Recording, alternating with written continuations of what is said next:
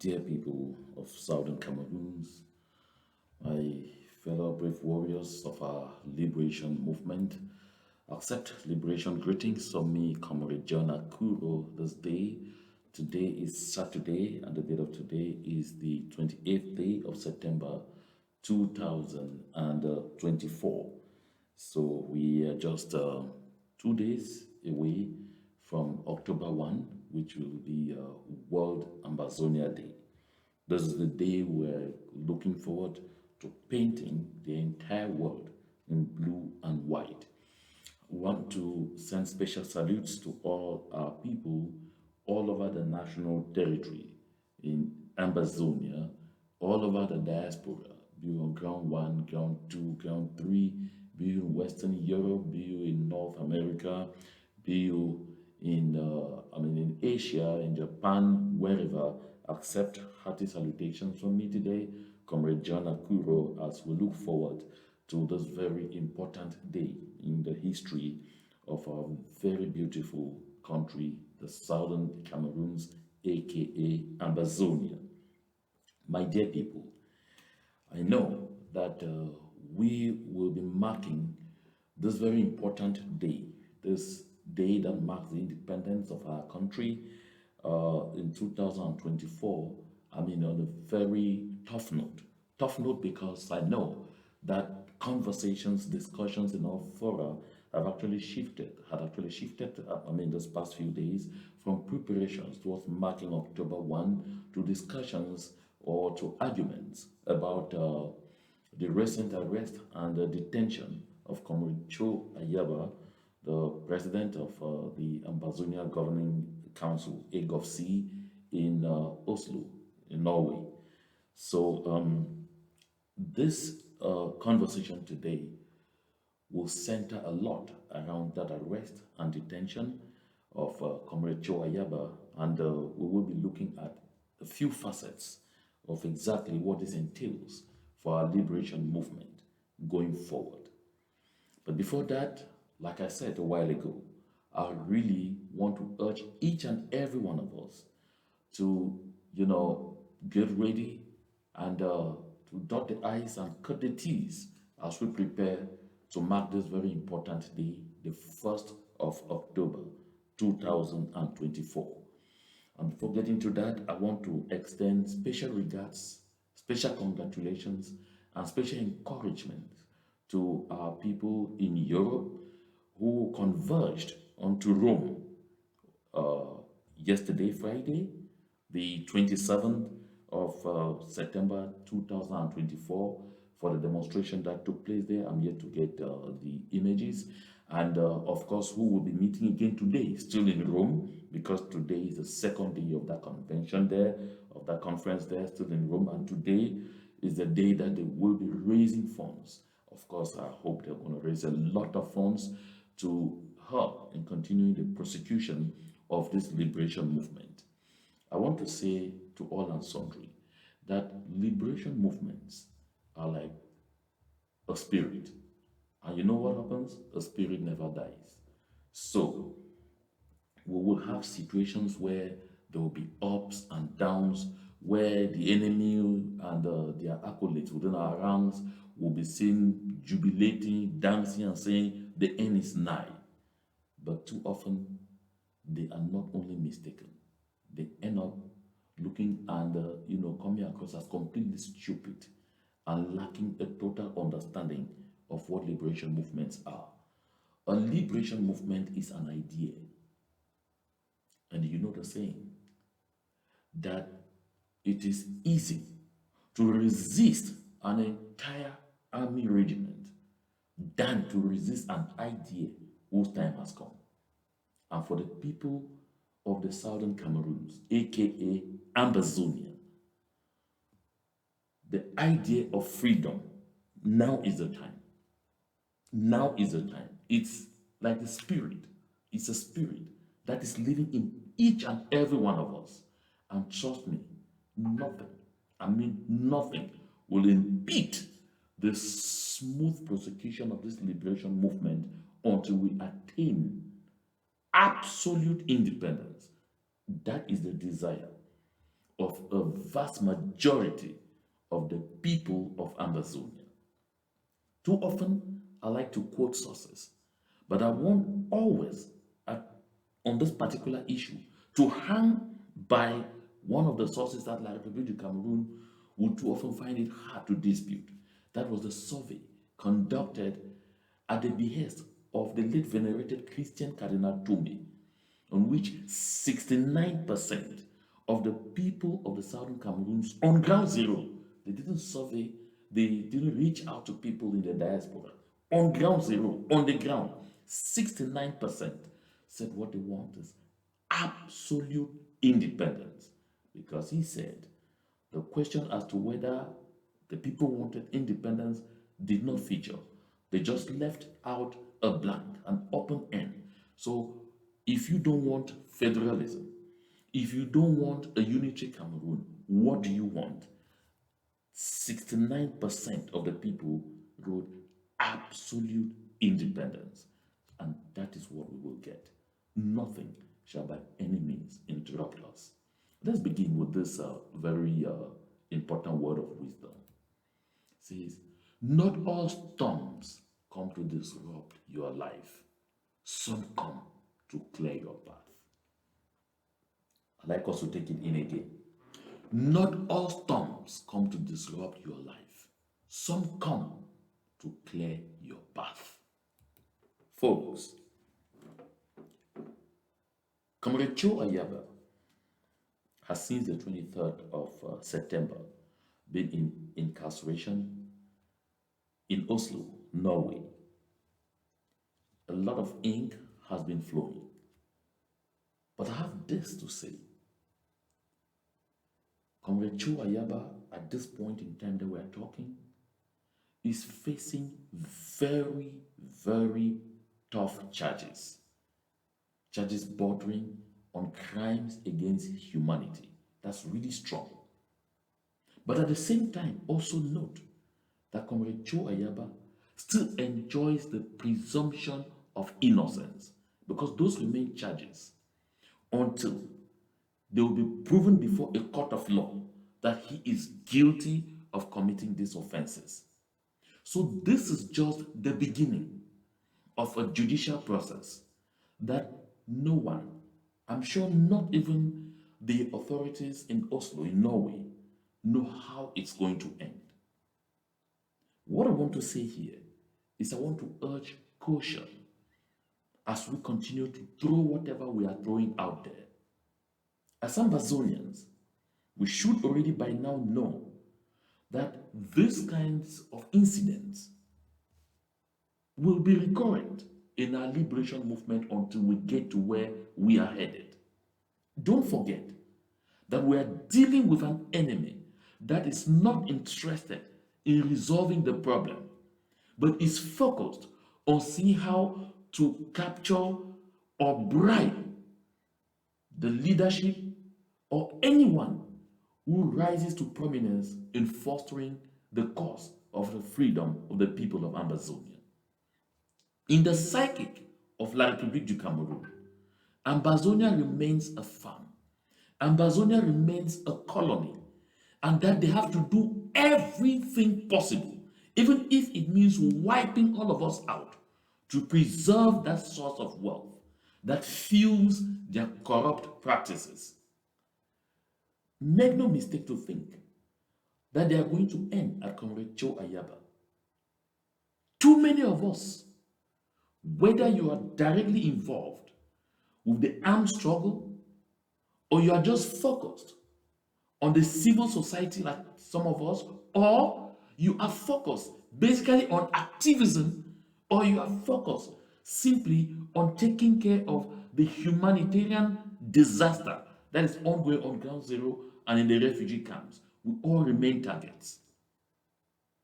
I like to say, if anyone thinks at any given point that it is Comrade Ayaba today and that is where it will end, you are mistaken.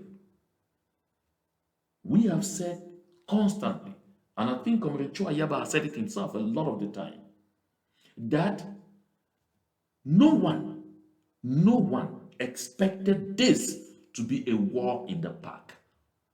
By the time we engaged in this, we all knew that the path was going to be rocky because we are dealing against an enemy that doesn't exercise restraint when it comes to ruthlessness. And we have seen more than enough. The world itself has had the opportunity to see just more than enough.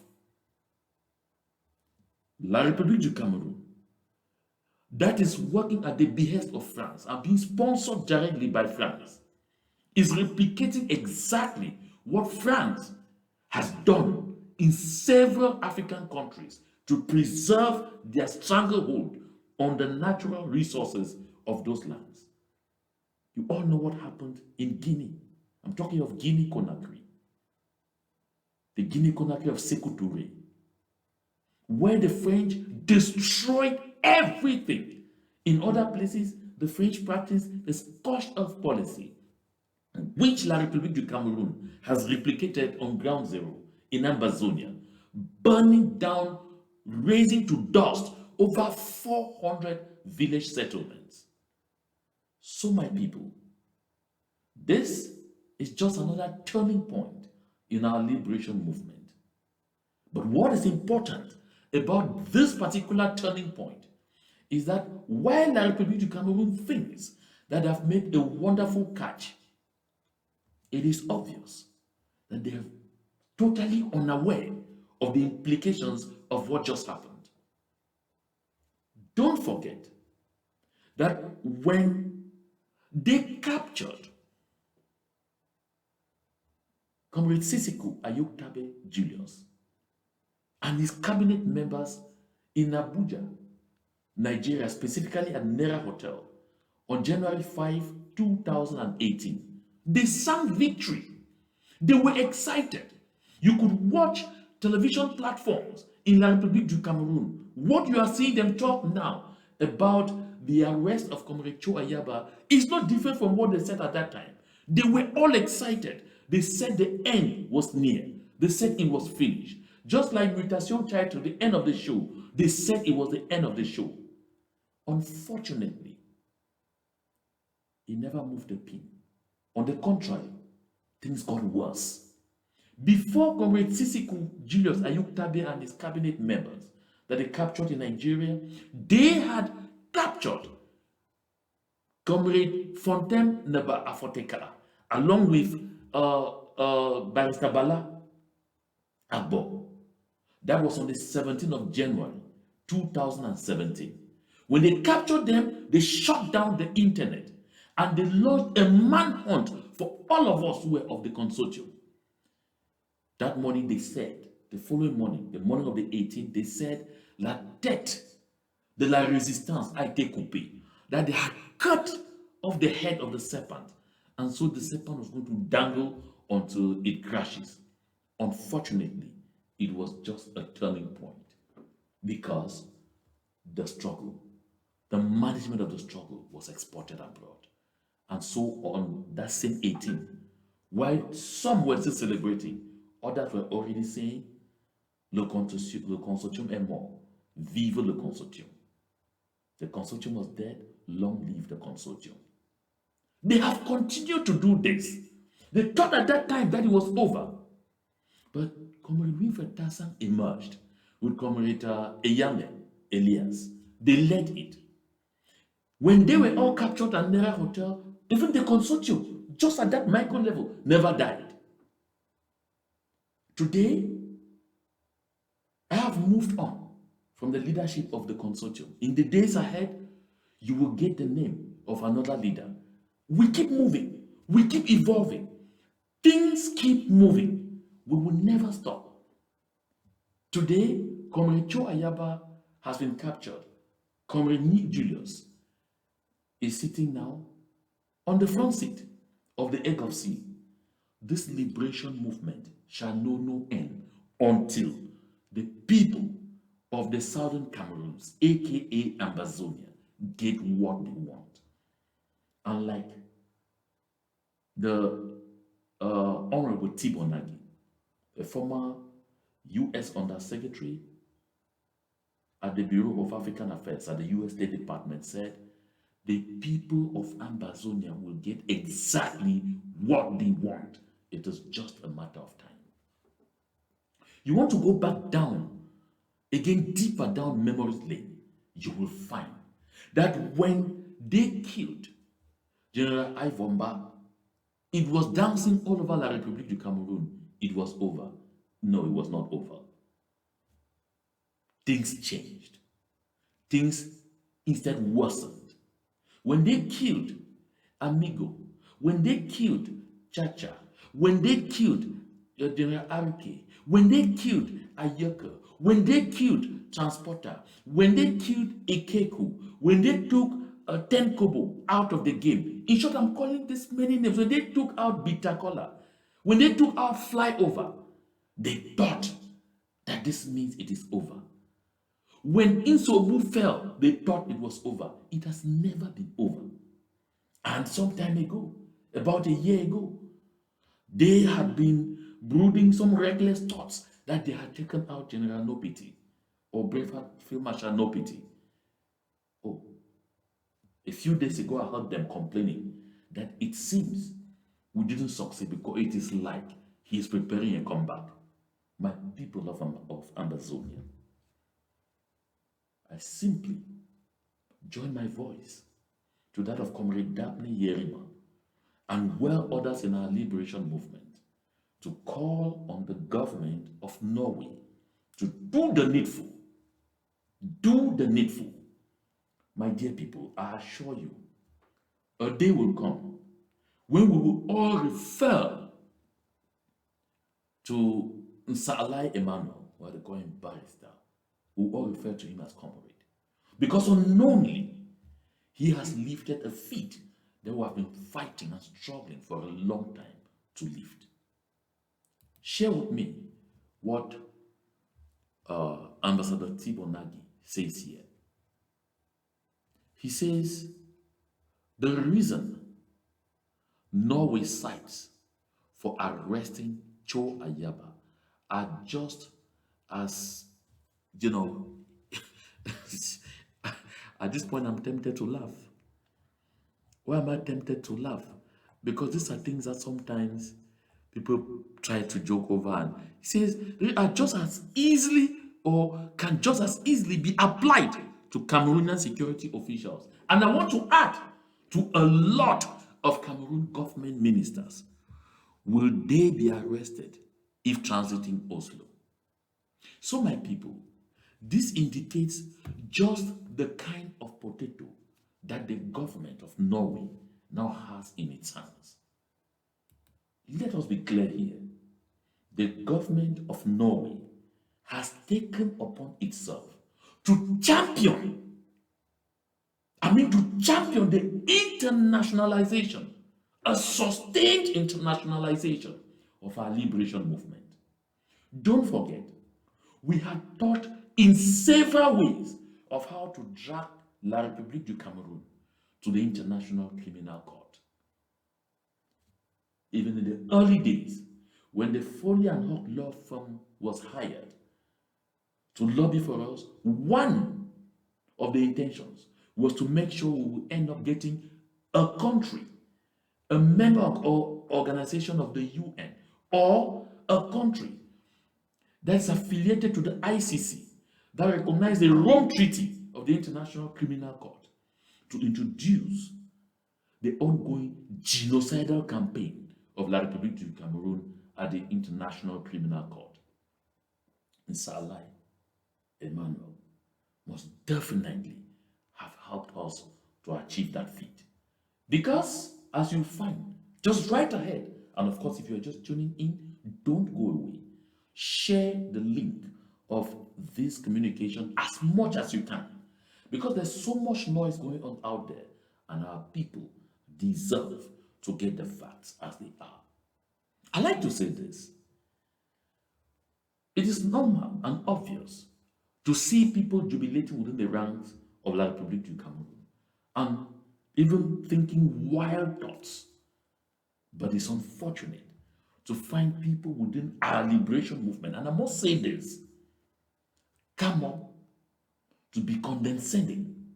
Because one thing you must bear in mind, even if you are disagreeing with other actors within our liberation movement, once any external force reaches any one of us, we must do what an African proverb says, that you first chase away the hawk before you blame the mother hen for wandering too far into the forest. Like I said, we have to be cautious. But again, I go back now to La République du Cameroon. You must have observed that the government of Cameroon, right up to this moment, is silent. They have not said a thing. Some will say, oh no, that is the same kind of silence that they exercised when they captured Sisiku Ayuk Tabe Julius and the others in the Nera Hotel in Nigeria. That they were silent for 8 months before they made any statement. And I hate to tell you, the contexts here are totally different. That was because those people were not arrested. They were kidnapped. They were kidnapped incognito. And La République du Cameroon had very nefarious plans. Very, very nefarious plans. They did not even want to honor that they had them in their custody because they had another objective. It had to be pressure from both us within the Southern Cameroons and people in the international community and other international organizations for La République du Cameroon and Nigeria, a rogue state Nigeria, to finally come out and own up to what had happened. Because they knew that what had happened was in violation of international law. That's why they could not communicate about it. Some of you recall that some of us, me in particular, I even came out and announced that they were killed. That was still part of the pressure campaign on La République du Cameroon to speak out. And of course, they were forced in the end to speak. But the context today is different. Because the arresting authority here is the government of Norway, the security operatives of Norway. And they were not shy in communicating that they had a German citizen, 52-year-old, in their custody, whom they identified as Cho Lucas Ayaba. So now, why is the Cameroon government silent? This is the million-dollar question you're asking yourself. Because this is not a blessing to them. Despite the fact that their nationals or some people are rushing on television channels to make analysis, to make noise, oh, he's expected in the hours ahead to be extradited to Cameroon, La République du Cameroon, Yaounde, they know this context is different. They know this arrest is not a blessing. They know this particular arrest is a poisoned gift. Look at this. This is a statement that was made some time ago by the former U.S. ambassador to Cameroon, Henry Peter Ballerin. He said at the time that the government has committed summary executions. They are guilty of detaining people and not allowing them access to lawyers, to their families, even to visits from the Red Cross. They have been guilty of burning villages and looting and of general harassment of the population.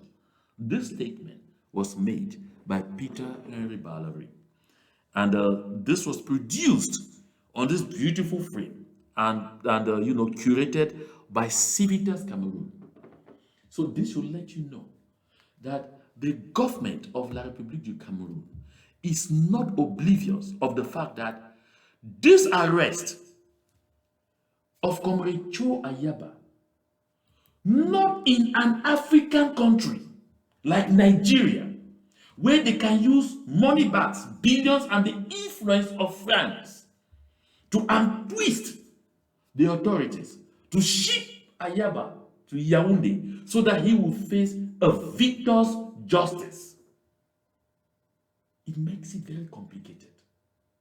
He's arrested in Oslo, in Norway, a country that understands the importance of the rule of law, a country that understands the importance of human rights, a country that champions the quest for the respect of human rights across the world. This tells you that in Yaounde, they are aware that a Pandora's box is about to be opened. Why? Because there are two things you must note here. Yes, Comrade Cho Ayaba will definitely be tried. Where will he be tried? In Norway? Or Norway will extradite Comrade Cho Ayaba to Cameroon? Or to his country, Germany? Or to the International Criminal Court? These questions and more constitute the cardinal concerns of La République du Cameroun. If the case were, as some weaver birds are saying on television channels or on television platforms in La République du Cameroun, so-called eminent professors without brains, saying, oh, you'll be extradited in the hours ahead.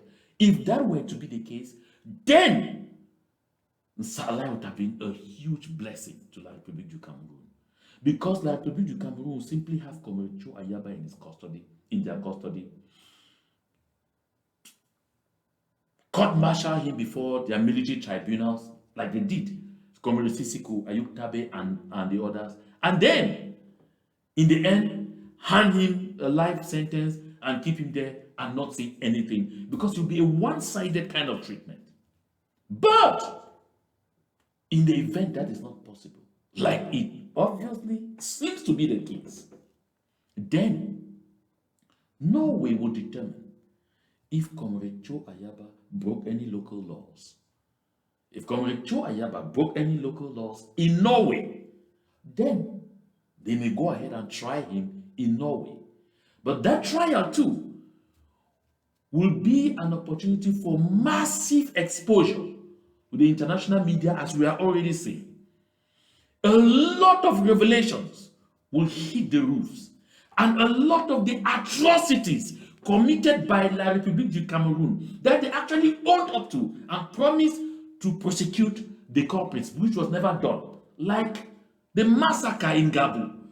Because there is not a single incident in Ground Zero that defeats the brutal roasting to death of school children, pregnant women, vulnerable people in Gabon, and that La République du Cameroun owned up under pressure, because they initially claimed that that act was committed, of course, perhaps by the ADF or by the Ambazonian self-defense volunteers, until Amnesty International and Human Rights Watch produced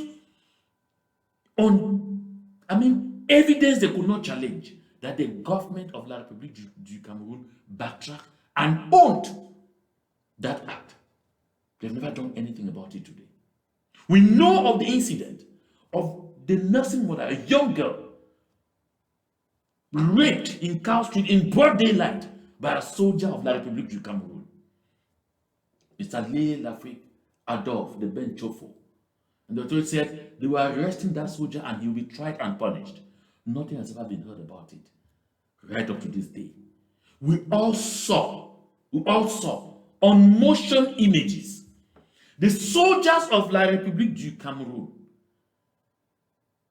slaughtering a physically challenged individual, Sam Sawyer. They skinned him alive on motion images. They filmed his skinning alive. Those images will definitely come to the fore with this trial. Everyone will have the opportunity to see it. Don't forget, there are aerial images of soldiers of La République du Cameroun burning down a school in Le Bialem. Burning down a school in Le Bialem. The images are there. And just so everyone knows, there is an Ambazonian genocide library that has images, even pictures, videos that have never ever been circulated. This will be an ideal moment. That is why I'm saying, before long, we will find that we could not thank Barrister Salah Emmanuel more. Before long, we will call him a very illustrious son of Ambazonia, who dangled a Trojan horse to La République du Cameroon, and they fell for it. Because take note, in the event, therefore, that Norway determines that Comrade Joe Ayaba did not break Norwegian laws, but he could be charged, there is enough evidence to charge him for crimes against humanity, Norway is a signatory to the Rome Treaty of the International Criminal Court that requires that anyone charged with committing crimes against humanity will be extradited to the ICC. Of course, that means, therefore, that is a likely possibility that Comrade Joe Ayaba could be extradited to the ICC. This is another caveat to it. La République du Cameroon, because they know they are a rogue state, because Paul Biya knows that when it comes to the respect of human rights, his country is the worst in the world.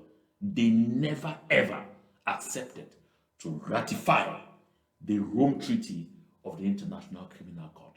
Reason, they can't sue anybody at the International Criminal Court.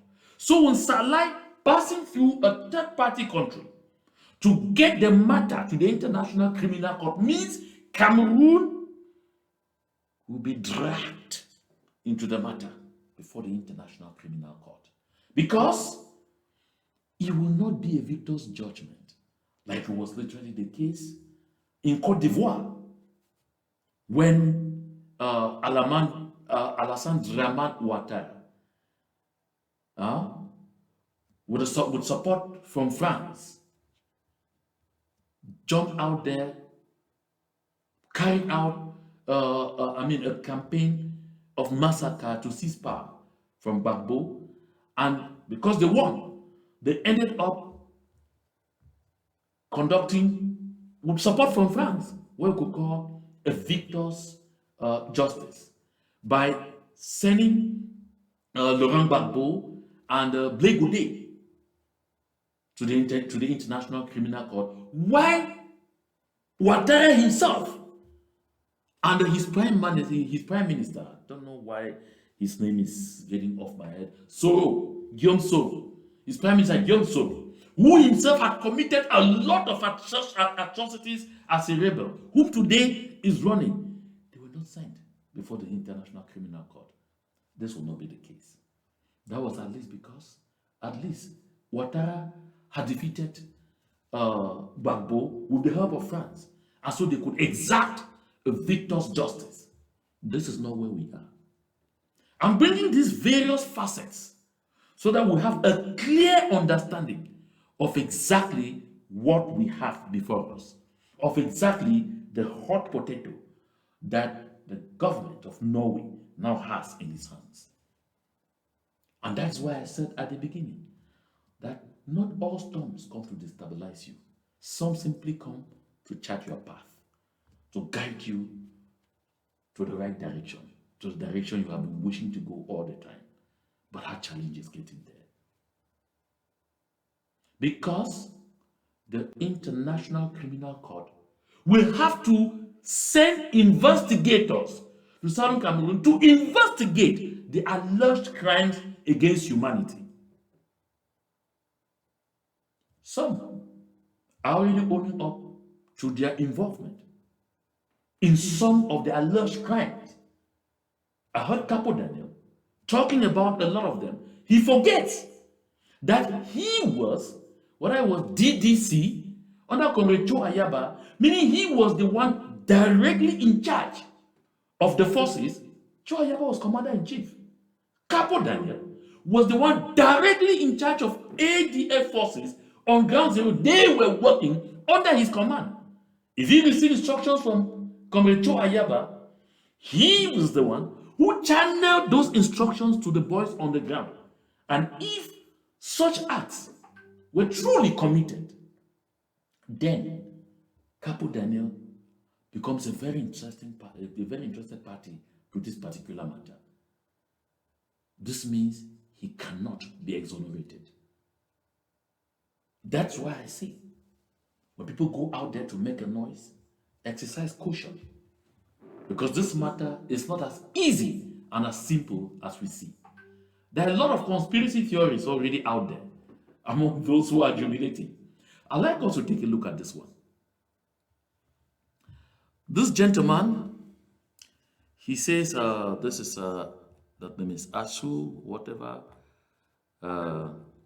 He says, according to reliable sources, Ayabacho Lucas has promised to cooperate with justice and expose all his supporters in the diaspora, within the government, among the traditional chieftaincies of the Noso, whatever it means there, and within the Cameroonian military apparatus.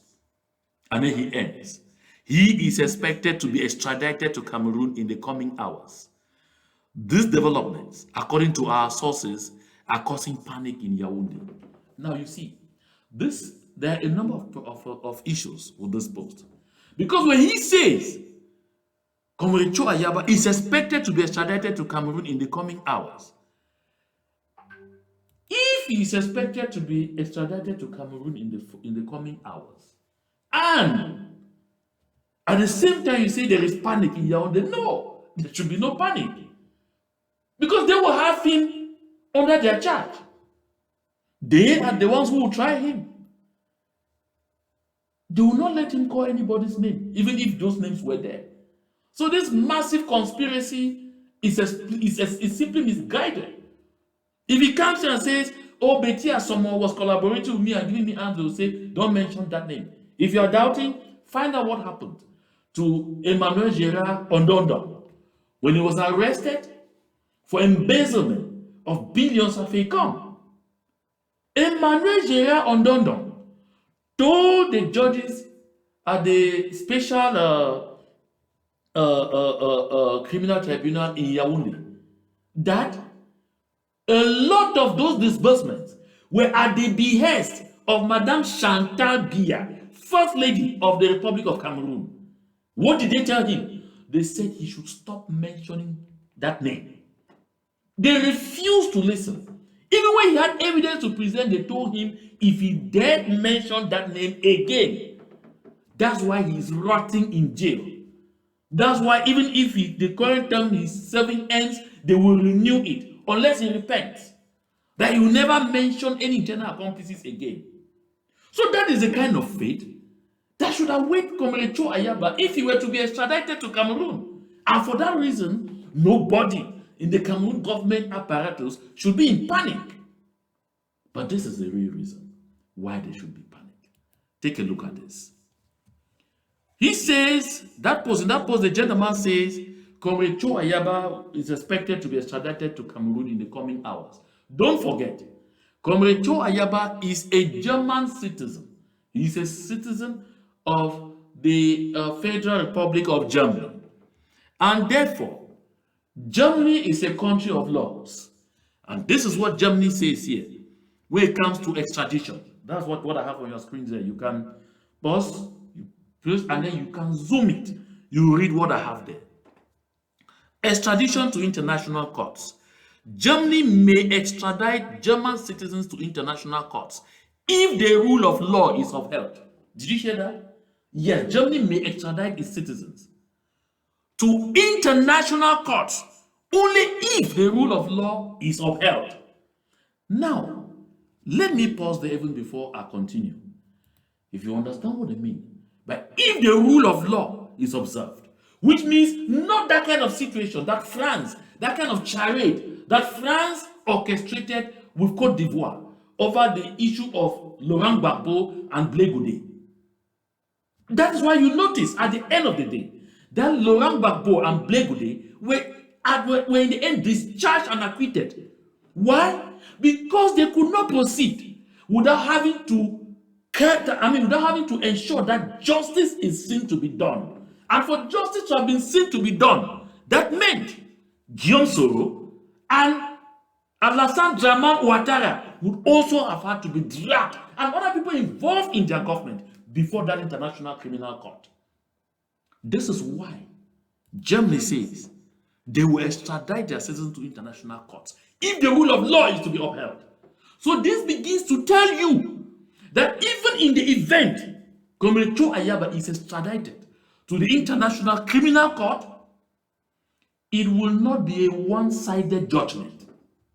The other parties involved, like Republique du Cameroon, will find themselves in dirty waters, because there must be a thorough investigation involving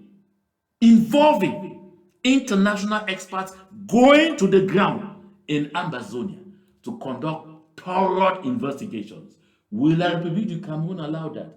If La République du Cameroon has resisted and fought every chance that any international team visiting Cameroon, like U.S. congressmen and women, U.S. senators, like the Secretary General of the Commonwealth, like people coming, like officials of the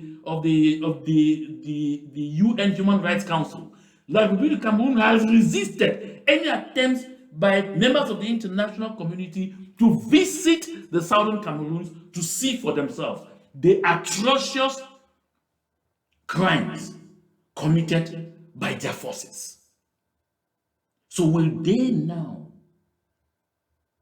very quickly allow the International Criminal Court to send investigators to Amazonia? Okay.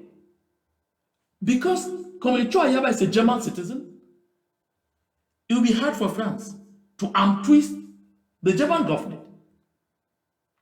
And therefore, if push were to come to shove, it will now require the UN Security Council to come out with a resolution enforcing the descent of a team of investigators to Amazonia.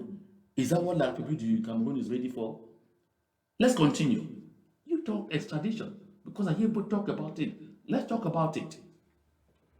Now, if the extradition is not to international courts, the German constitution says Germany may extradite a German citizen if they expressly consent to extradition. This can be done after a judge advises the person of the consequences of their consent. Did you hear that? Did you hear that? So Germany, yes, may allow Norway to extradite Comrade Ayaba to Cameroon. But that will be if Comrade Ayaba expressly gives his consent that yes, I want to be extradited to Cameroon. And even when he does, a judge will take time off to present to him the consequences of such a consent. Am I talking? I hope somebody's listening. Because we need to get the facets of all of this. We need to get the facets of all of this. And so it will require Comrade Ayaba's consent to be extradited to Cameroon. And of course, you already know that is a no-no. Now, other restrictions on extradition from Germany include extradition is not allowed for political offenses. These are political offenses. So extradition is completely not even allowed for political offenses, for political persecution, or exclusively military offenses. Did you hear that? For Germany, and it's in the German constitution, extradition is not allowed for political offenses, for political persecution, or exclusively military offenses. Extradition is not allowed if the requesting state intends to impose the death penalty, unless the requesting state confirms that it will not do so. But again, recall the caveat of the consent of the citizen concerned. Extradition is only allowed if the offense is punishable by at least 1 year under German law, or would be if the conduct were equivalent. For conviction cases, the sentence that needs to be served must be at least 4 months. Now, look down. That one now is in the Constitution. Extradition of German citizens. This one is even if it comes to the United States of America. Because I saw this also, you know. The United States of America is a global superpower, is the gendarme of the world. But this is what Germany says about extraditing its citizen to the United States of America. So talk less of a rogue country known to be extremely unhinged when it comes to the violation of human rights, torture, and all of what human rights says no to. That's La République du Cameroon. So when it comes to extradition of German citizens to the United States of America, they say the German basic law, that's the German constitution, also precludes the extradition of German nationals. According to Article 16 sub 2 of the basic law, the extradition of German nationals is excluded. Did anybody hear that? I say, according to Article 16 sub 2 of the basic law, that's the German constitution, the extradition of German nationals is excluded. So now, those who are sitting on television platforms and that, we say, non, il sera à Yaounde dans quelques jours, dans quelques heures, avant. I think you now have enough information to help you process this.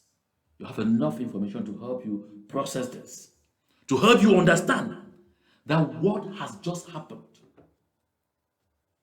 is not a curse to Ambazonia. Someone at least now understands who it is very likely a curse to. That's why this whole thing is complicated. On Thursday, I followed one of the social media activists of La République du Cameroon, my very good friend J. Remingono.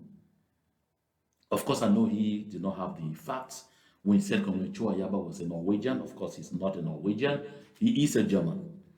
And I also followed him talk elaborately about the fact that, about the issue of Comrade Ayaba's presence in Dadi in Manu County in 2017. And he decried that the Cameroon Intelligence Services, the Department of External Research, and all of those people did not do anything and allowed Comrade Ayaba to gain access into what he described as Cameroonian territory. Of course, you and I know that Ambazonia is not Cameroonian territory, and go out undisturbed because there is active complicity between the two. I want to say this. La République du Cameroon is one of the countries in the world with the worst border policy. I mean, with the worst border policy. That's if they even have one. That is why, even between La République du Cameroon and the Central African Republic, a lot of the rebels in the Central African Republic hide on the Cameroonian side because the boundary is porous, totally porous, very porous. You go to the south where they have boundary with Gabon, with Congo, with Equatorial Guinea, porous, absolutely porous, no border policy. When J. Remingono is talking about Daddy, I wonder if he really knows where Daddy is. Because Daddy is really in the forest, in the deep of the hinterlands of Manu. Is there a road going there? Is there a road going there that Cameroon's intelligence forces could have access to even know that anything is happening in that area? Daddy was in 2017. At that time, a lot of us were in Nigeria. And I'm sure unknown to J. Remingono, several actors of our liberation movement were getting into and out of our territory at will. I think even today, it still happens. They go in and out. La République du Cameroon underdeveloped us seriously. What happened to be with them? Because they thought they were dealing with us. Today, it is their curse. Mr. G. Remingon and those other people. I know, I'm very convinced that it wasn't in bad faith that you were saying so because, of course, you don't have, that information. You don't know this particular terrain. I can talk because it's terrain I know. I visited every nook and cranny. Because what I'm about to say again will embarrass you. Look, Menchum County. It's a border county. There are several ways in Menchum to get into neighboring Nigeria. One of them, where the road could really go and take you right until you just get into water and cross over, is ACB.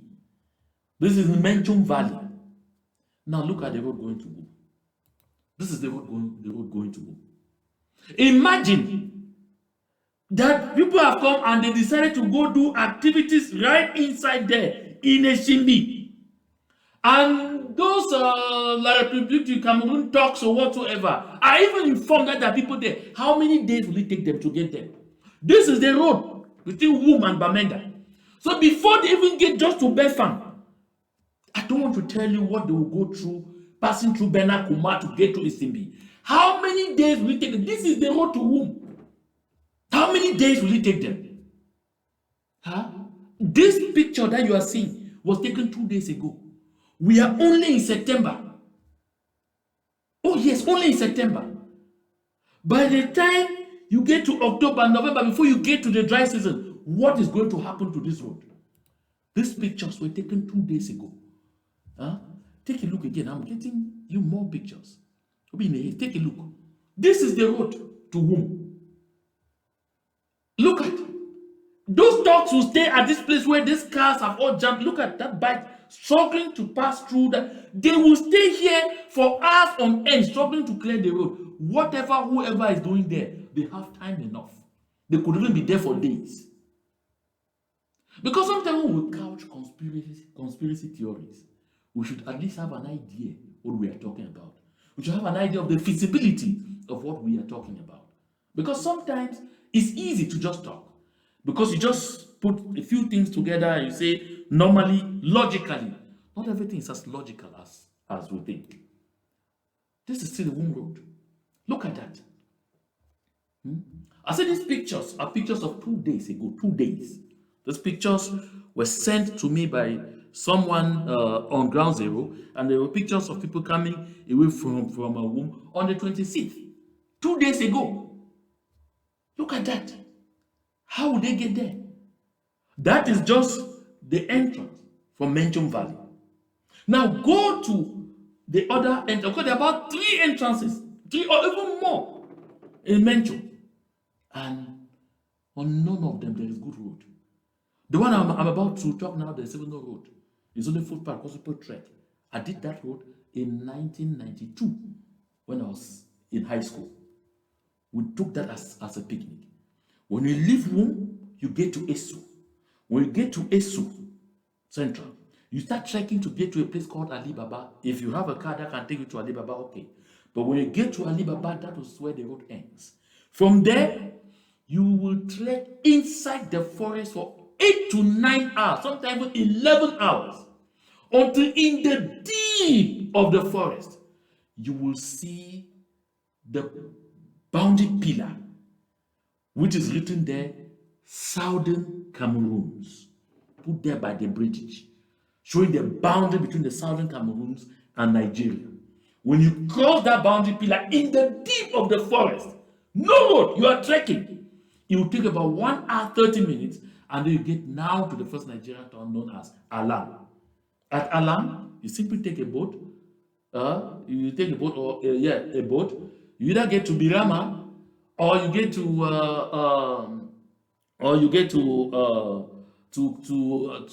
Waya, or to Kashimbila. You either get to Birama or to Kashimbila, any of them, where you eventually find your way either to Takum in Taraba State, or you start going, if you're going to Lagos, start going through Waya to Jatoka, and then Makodi and the rest. But like I'm telling you, for at least 8 solid hours, you are in the heart of a deep evergreen forest before you ever meet the boundary pillar between the south. That pillar is actually written on it. The southern Cameroons. That's where it ends, and on the other side of the pillar, the Federal Republic of Nigeria. In the deep of the forest. So if you got inside there or doing things, my good friend, Mr. Jipon Remingon and others who were filming those things, how will La République du Cameroon's so-called intelligence services get an idea? And even if they had an idea, what would they do? How would they get there? So these conspiracy theories and all of these things, they don't help this matter even 1 inch. The facts are clear. The facts are on the table. And these facts are speaking for themselves. The day is coming. Because, folks, as I said, this is just the beginning. A Pandora's box. A Pandora's box is about to be opened. And I'm delighted that some in La République du Cameroon are coming to terms with that reality. So while they wait in beer parlors, drinking sha, drinking kankan, drinking all kinds of things, waiting for the extradition of Comrade Ayaba to Yaounde, let them note that, as I said at the beginning, not all storms are meant to destabilize you. Some of the storms are simply meant to steady your course. So, folks, I'm urging and encouraging each and every one of us to continue to prepare very hard and make sure that we are all present at the various demonstrations to mark the World Amazonian Day on the 1st of October 2024. I want to thank all of you for your very kind